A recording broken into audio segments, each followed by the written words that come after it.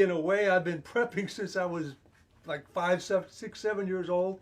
But as far as officially getting into what we call survivalism or prepping or whatever you want to call it, I like to call it self-reliance practitioner. Okay. Any rate, yeah, that came in the 60s. We got into it from the outdoor survival end of it.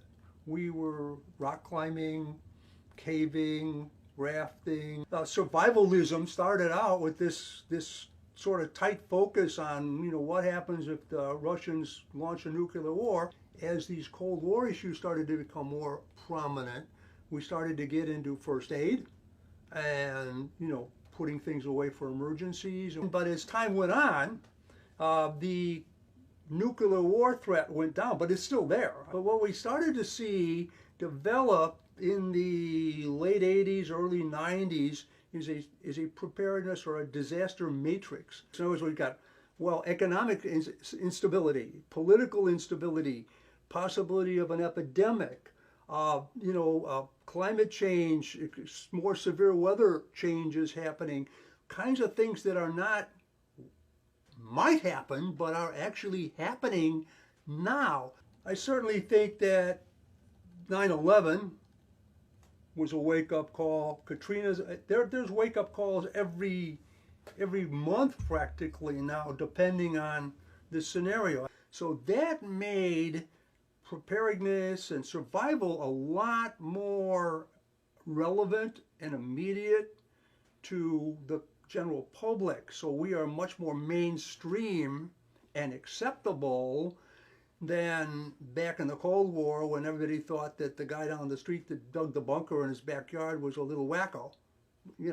Now it's like, having a backpack in case I have to evacuate, even FEMA says I should do that.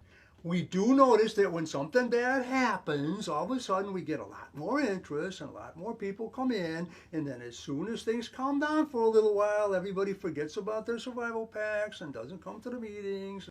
Being a survivalist and a prepper, it's always a hard sell because you're telling people things they don't want to think about.